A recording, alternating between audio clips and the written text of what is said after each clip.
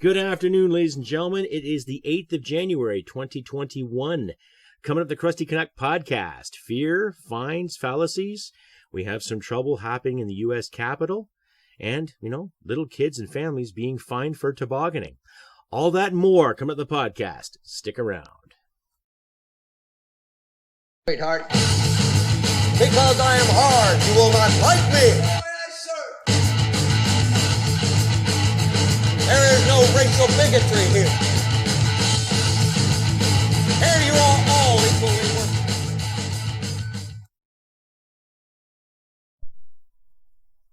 This is the Crusty Canuck podcast, a Canadian veteran's point of view on politics, social, economic issues, and life. Here's Crusty. That's right, ladies and gentlemen, for the 8th of January, lots of economic, social, and political issues coming at you. Oh, full retard there. Just like to say that before I begin this show, viewer and listener discretion is advised. I drop a lot of F-bombs. I swear a lot, so you don't like swearing. This show is not for you, and this show is definitely not meant for children. And this is also brought to you by the fine folks at CanonGold.com. and the fine people at Produce for Heroes. Adverts will come later. And if you do like what you hear and what you see, by all means, click like, subscribe, and share this stuff around on YouTube, Podbean, and other ways you can reach me via Facebook, Wimkin, Twitter, Instagram, MeWe, and all the other good stuff. So carrying on, yes, like I say, fear, fury, fallacies, fines, you name it. Everything's going full, chaos right now, yes. In the news today, Justin Trudeau had the audacity to sit there and talk about protecting democracy, and I'll play that for you a bit later as well. But Rebel News has reported people being fined for tobogganing, people in Calgary being fined for not social distancing, people in Manitoba being fined and arrested. An elderly couple was arrested for trying to pick up their prescription. They basically proved the provincial health act to two arresting officers, and one female officer had the audacity to say, "I'm arresting you for not showing me your identification." Now, last time I checked, you don't have to show a police officer ID unless that police officer is telling you something in regards that you are being arrested for something. But you just don't arrest people off the street, sunshine, just because they won't show you identification, especially if it's an elderly woman with her husband picking up fucking, their medication. But hey, what do I know? I'm just some crusty old veteran who's actually been around the block a few fucking times. Yeah, whatever, right? Anyway, in other news too, in regards to what's happening in the United States with our friends and Capitol Hill there, with people infiltrating the building and all that.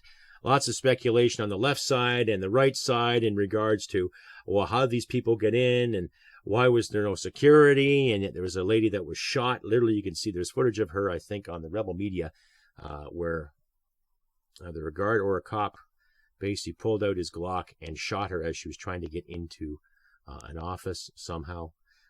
It didn't pose any threat, but that's just my opinion. Anyway, I'll let you decide for yourself. I'll leave links in the description and all that other good stuff too. But, wow, ladies and gentlemen, it's now the 8th of January, and the inauguration for Mr. Biden and his whatever success on being elected is going full retard. Pardon my expression, but it's just getting ridiculous. And a lot of people are saying that Donald Trump is saying this, and Donald Trump is saying that, and Joe Biden said this. And it's like, okay, well, let the Americans sort out their issues, and let's start looking at issues here in Canada too.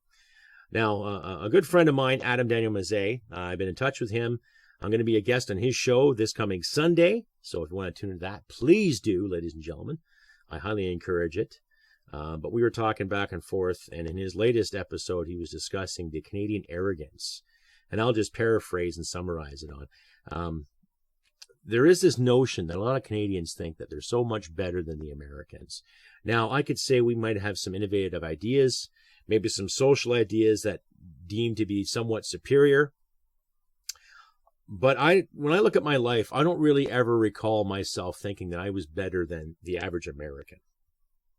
Because when you look at our two democracies, okay, you look at our two democracies, one has a republic, one has a parliamentary system. You can both people can make money very well in Canada. Mind you, we have some really stupid and ridiculous regulations. But in the same sense, too, you can't have really banks foreclose on everything as much as you can down the States. Now, our healthcare system, we have a socialized healthcare system. You fall off a ladder, boom, you get picked up. You get in a car wreck, boom, you get picked up. You get looked after, what have you. Life-saving medicine, yes. But see, down in the States, too, you have a choice. You can either go through an insurance company, go through the state, whatever they provide for you, and you can pick and choose and buy what you can if you have the means to do so. So I think we're both doing okay when it comes to the social aspect and personal freedoms and responsibility. But the more I watch the news, the more I see what's going on with big tech censorship, the more I see what's happening to average people such as myself, yourself, other broadcasters, other independent folks, other people who out there commentary and promote freedom of speech, freedom of assembly, freedom of association, freedom of press. There's turning to be a big crackdown and a stifling that's going on there. Now, I'm not going to sit here and say that I promoted Trump or I promoted Joe Biden, right? I think Trump was a bit of a goof, but he did some pretty good things. He kept America out of some nasty fucking wars. He put money back in the American taxpayer's pocket. And, I know for a fact that he's not a bigoted or racist. He might be a bit of a fucking philanderer. How many women has he been with in his life? But see, then again, that's none of my fucking business. And it's really none of anyone else's business for that matter, too. Right? When you think about it. And what's going on down in the States, it's amazing how our politicians up here are holding on for dear life saying, we've got to protect our democracy and we've got to protect this and we're so much better. And I'll just play a little bit for you what Justin said this morning on CTV. Just hold on tight and keep your barf bags handy, ladies and gentlemen. Hello, everyone. I'd like to begin by addressing what unfolded in Washington, D.C. this week. What we witnessed was an assault on democracy by violent rioters, incited by the current president and other politicians. As shocking, deeply disturbing, and frankly, saddening as that event remains, we've also seen this week that democracy is resilient in America, our closest ally and neighbor. Violence has no place in our societies, and extremists will not succeed in overruling the will of the people. As Canadians, I think we've been all reflecting on our own country, something I spoke with the premiers about last night, about the fact that democracy is not automatic. It takes work every day, about what a real accomplishment it is to maintain a political system in which the losing side gracefully concedes and in which rival political parties between elections work together for the common good. We have this in Canada because Canadians make it possible. Canadians expect their political leaders to protect our precious democracy. Really, Justin? Really? You're telling us that Canadians, we expect you to protect our precious democracy? Well, of course, that's just a given. Now, what steps have you taken to protect our precious democracy? You've already recommended that we do the mail-in thing for the sake of the pandemic, okay? And you're sitting there talking about how violence is bad and violence is terrible, but you didn't mind a little bit of violence going on when the railway blockades were happening, and you didn't mind a little bit of violence going on when you were participating in the BLM marches, yet there were no tickets and stuff being handed out for people for not social distancing. I think you're full of shit. But then again, most Canadians agree with you, according to you. I'll carry on. By how we conduct ourselves. We have seen this manifest in unanimous consent in our Parliament for our main COVID fighting measures at a time when the government holds a minority of seats. We see it in the cooperation between the federal government and provincial and territorial governments, regardless of political stripe. Canadians expect debate. Debate in service of all Canadians. Debate that is grounded in a shared acceptance of the facts. In a diverse country, there will always be diverse perspectives, and it is through respect for those differences that we create a stronger Canada. Canadian democracy didn't happen by accident, and it won't continue without work. We must always work to secure our democracy and not give comfort to those who promote things that are not true or give space for hatred or extremism. And yet, how much space have you given to hatred and extremism? How much space have you given to people to talk about division? How much space have you fucking taken on yourself, putz boy, to incur and to encourage said division? Oh, it's Harper's fault. Oh, I love China's basic dictatorship. The budget will balance itself. Oh, we take the burden of debt so Canadians don't have to. Well, where the fuck do you think the money comes from? Where do you think the diversity comes from? Your party and yourself, sir, have openly condemned diversity of ideas. Okay? So that little speech, I don't buy it. Okay? I don't buy it.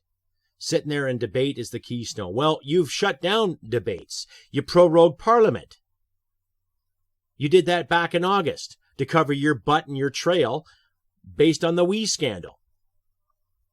You've also covered up politics when it comes to the SNC. You've covered up debate and scandal when it comes to purchasing old fighter jets for older fighter jets.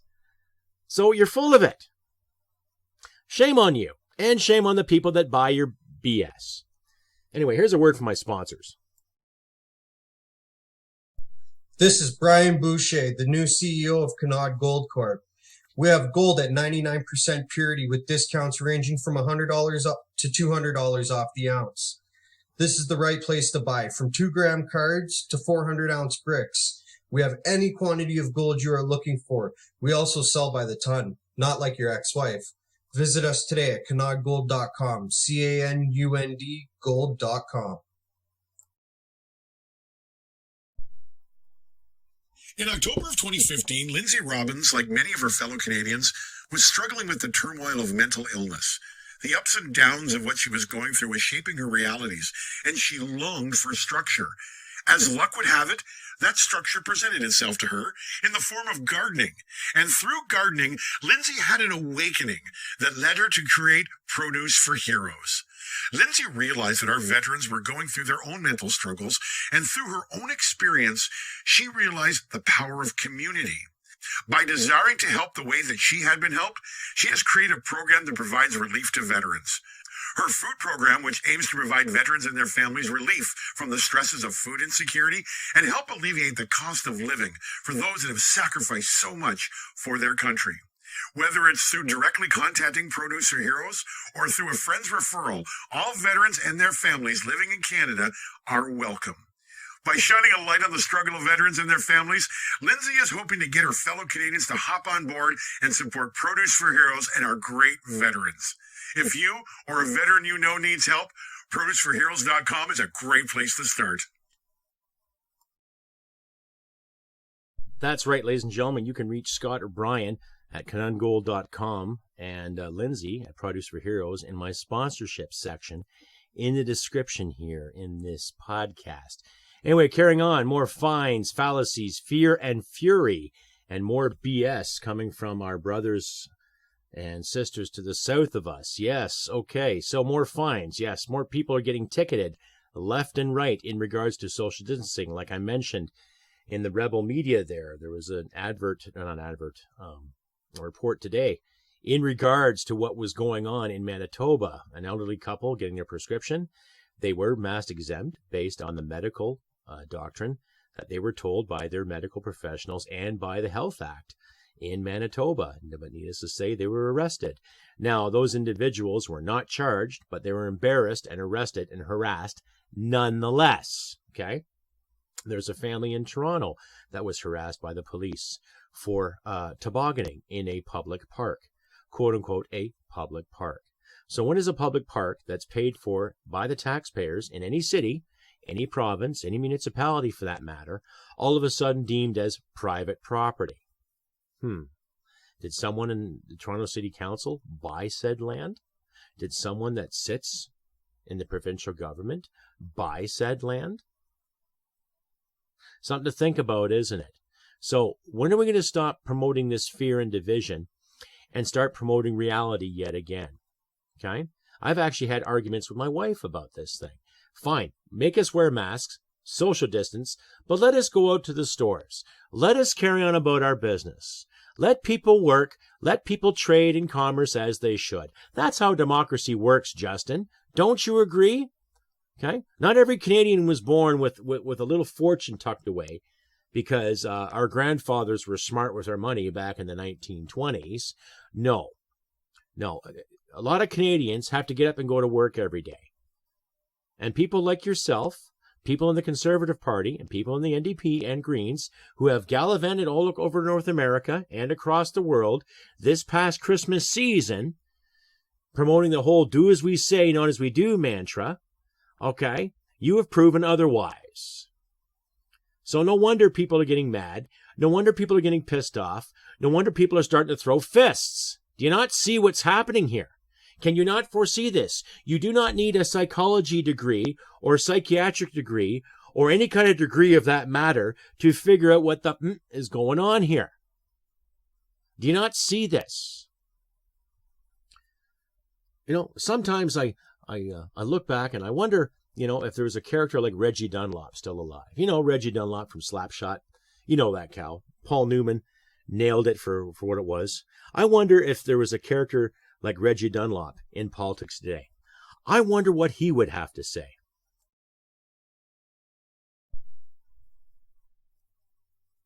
You're fucked. What?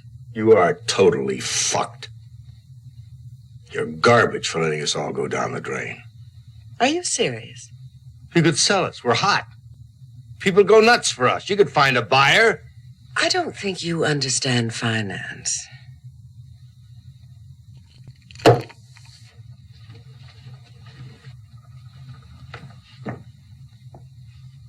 You know, your son looks like a fag to me. You better get married again, because he's going to wind up with somebody's cock in his mouth before he can say Jack Robinson. How dare you? How dare you? How dare you? How dare you? Yes, thank you very much to the makers of Slapshot for that. No copyright infringement intended.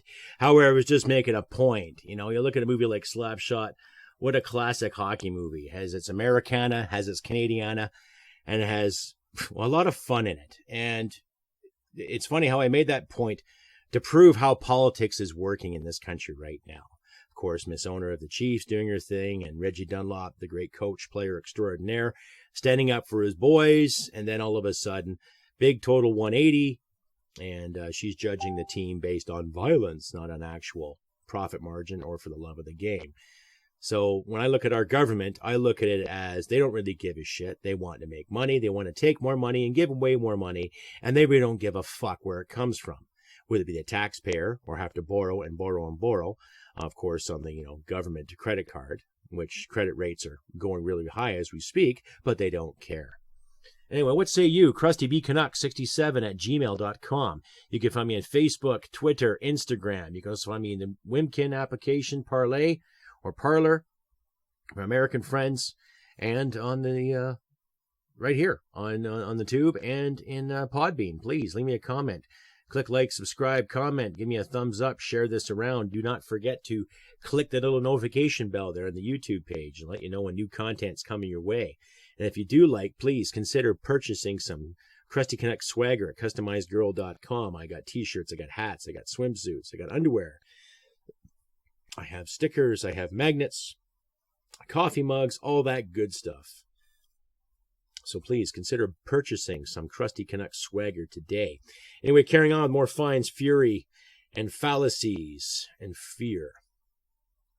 I choose not to live in fear, and I hope to God you don't live in fear. I'm not going to live under someone's thumb because they think they know what's best for me. Yet they can gallivant around the country and around the globe at the same time, telling me that I got to stay indoors and stay here and mind this spacing, mind that spacing. And yet they can travel around the country and then come on the news media later and say, oh, how they regret making that decision. Bullshit. They are hired and put in positions because they are supposed to make the big decisions. They are supposed to understand the big decisions. They are supposed to understand if they make a decision that there's going to be consequences, which is basically how average adults operate. You know what I mean? So I don't think this issue is as big as people say it is, because if these so-called aficionados can travel around here and travel around there and do whatever they want at any given time, what is stopping us? Open up the stores, end the lockdown. Okay? Let's not worry so much what's happening to our friends in the States. It's terrible. It's terrible that people had to die on Capitol Hill.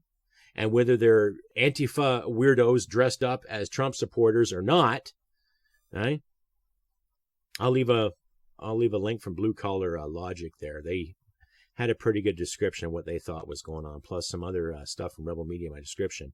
But regardless of how you feel in regards to what happened in the States, who's to say it's not going to come up here too, ladies and gentlemen? Do I personally feel that some of that garbage is going to be creeping in Canada? Well, it already is.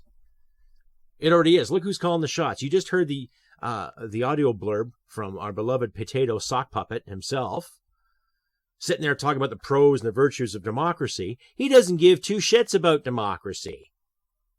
Neither did his old man. Neither did his family. Neither did his buddies. Neither do any of his buddies or his friends. They don't care. As long as they've got the power, they can call the shots and do whatever the fuck they want. They don't care. They don't care about the troops. They don't care about the veterans. They don't care about the elderly. They sit there and say they do, and all of a sudden they do makeshift plans. They've already wasted $150 million on kits that did not work. They gave away some PP&E to their beloved red buddies in China. What else are they going to give away now, too? Last month, they want to give $450 million away to help third world nations fight this pandemic. And yet that $450 million can stay in this country to help a lot of First Nations and a lot of seniors and a lot of veterans to get clean water, proper health care, and proper benefits. But of course, they don't see it that way, do they? Because they're morons. Again, I'm reminded, what would Reggie Dunlop say? Yes, what would Reggie Dunlop say, ladies and gentlemen? What would he say? What would he really say? Hey? What would he say? Huh? Let's say they call an election back in, let's say they do it in March or April. I'm being hypothetical here. And what would he say? I wonder. Let's say the Liberals won again and virtual speeches and all this. What would the typical Canadian or Reggie Dunlop say? Brought their fucking toys with them. Yes, they brought their fucking toys with them. Classic line, ladies and gentlemen. But I think it's quite the analogy and quite the metaphor for what's going on in our political spectrum as we speak. They brought their fucking toys with them. Maybe that should be the title of this show. Anyhow, more on fear, fallacies, fines, and fury. Okay? Pots are boiling, ladies and gentlemen. I don't know what else to say other than, well, before he's coughing, stand my ground. Stand up for what's right. Stand up for what we have to do as Canadians. Back up our American brothers and sisters that really enjoy democracy. And I'm not talking Justin Trudeau's democracy. I'm not talking Chrystia Freeland's democracy. I'm not talking the mamby-pamby half-assed. Well, let's not hurt people's feelings. Fuck it. People's feelings are going to get hurt. That's life. Show some goddamn resilience. Get some fucking backbone. Okay? Honestly. There are people I have talked to personally who have gone through far fucking worse at 10 years old than what kids are going through right now at 20 or 21 or at 25 and just recently graduated Buckle-Shoe University with a degree in fucking underwater basket weaving with a minor in interpretive dance. Okay? Yours truly has gone through some turmoil and through some chaos. And luckily I had some leaders step up and give me a fucking hand because they knew I needed it. And I was lucky. And there's a few of my brethren out there who are not so lucky. And they're gone now.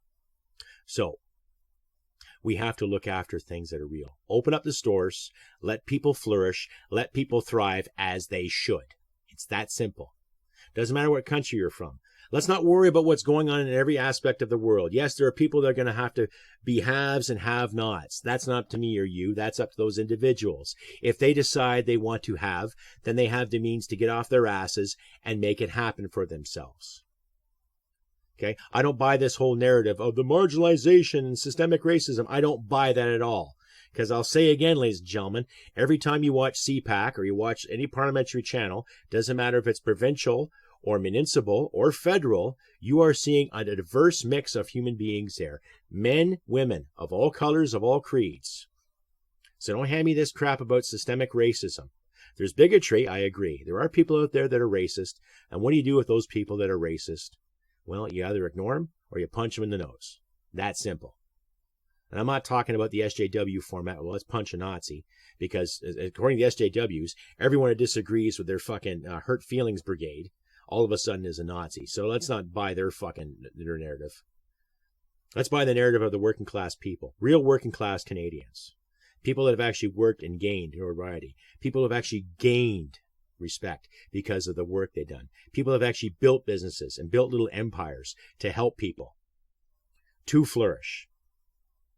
People that have actually sat and put together programs to help less fortunate, i.e. like people like the Veteran Association Food Bank and other veterans groups.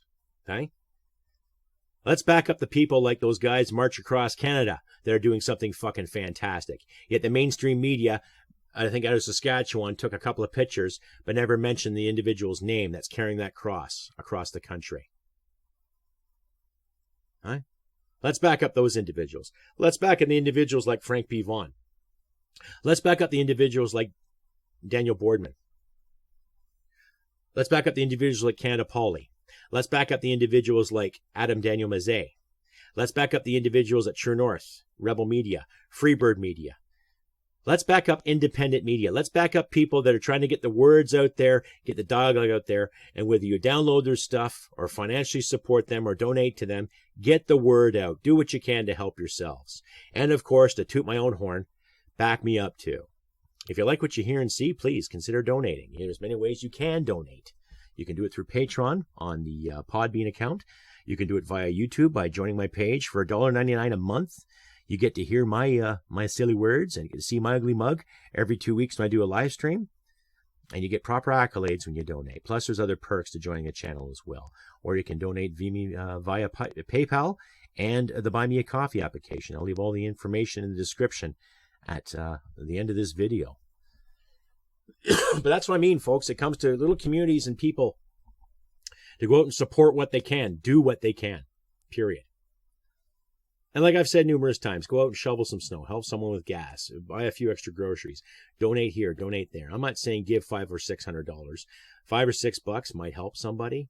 $2 or $3 might help somebody. 2 or 3 minutes of your time might help somebody. 20 or 30 minutes of your time might help somebody. Nonetheless, do what you can to help people. Little sense of community here. Fuck, even a simple gesture, holding a door open for somebody. That does speak miles for some people. Believe it or not. And if they say thank you, you say, oh, you're welcome. Little things like that. A little bit of etiquette, a little bit of courtesy. Just try to build it up. Just try to set a better example that's been given to us on the mainstream media and in fucking Parliament today. And especially in our provincial parliaments and legislatures, respectively. What are they doing? You know, we keep seeing tidbits and hearing bursts and spurts about how, oh, fucking so-and-so didn't mean to do this and so-and-so didn't mean to do that. Yeah, well, they knew there's restrictions and they figured, well, it's all about me and none for thee, right? It's all about me and my privileges and my perks for my job. And I'll do whatever the hell I want and piss on the Canadian taxpayer. Well, sorry, I think Canadians are going to start pissing back. You wait for it. If they call an election this spring, ladies and gentlemen, like I say again, please highly consider. Look into the Veterans Coalition Party of Canada. Okay? Look into it. You got blue-collar folk calling the shots there. You got people from all walks and all creeds of life. It's a very diverse mix of individuals. There are some French speakers, there are English speakers, there is some Asian influence, there is some Black influence, there's other influences. There's just down-to-earth people. It's not a racist party, it's not a communist party, it's a democratic party that is going to instill proper governance, fairness, pay cuts when it comes to people taking too much out of the kitty, right? and just common sense procedures, right?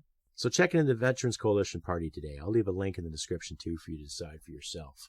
But if an election is called in the spring, yours truly will be hitting the ground running. I'll be doing this podcast too, and I'll be out there campaigning my best to represent the people in my area. So something to think about, folks. Something to think about when we see this chaos in the mainstream media. Now, there's lots of people out there just saying, turn off the television, turn off your cell phones, do this, do that, read more. Yes, I know I have to read more myself. I have lots of books here, lots of encyclopedias for my references and for my talking points. But like I said, I want to make this podcast a full-time position, hopefully. That's, assuming I don't get elected. But needless to say, I like to make this a full-time position. So please consider donating today if you can. But carrying on. More fines, fury, and fear. We don't need to live in fear, ladies and gentlemen. We don't need to worry about fear. We don't need to worry about that. We shouldn't have to. And all the more reasons to put these people on the spot. Ask them tough questions. Make them sweat where they stand. That simple. Right? But then again, what do I know? I'm just a crusty old veteran. Right? Anyhow, ladies and gentlemen, it has been a slice for this episode. It's January 8th, 2021. I have been Crusty Canuck. We will see the light. We will overcome. We will. We always have. We are a resilient bunch. And I think very, very highly to everyone that has weighed in, and my new subscribers. Thank you again very much for your kind words and your words of wisdom and encouragement. And even the people that have trolled in recently, pulling out your false accusations out of your candy asses and telling me how life is. When your perspective of life consists of sitting in your mother's basement eating Pop-Tarts and having someone wipe for your ass for you on a full-time basis. Thank you for that. Needless to say, I have been Crusty Canuck on this beautiful 8th of January, 2021. And like I always say, ladies and gentlemen, look after your friends and loved ones. Do what you can to help each other out. And don't be afraid to speak your mind. And remember, humanity and merit wins the day. Take care, and I'll see you next time. Bye for now. Sweetheart, because I am hard, you will not like me. There is no racial bigotry here.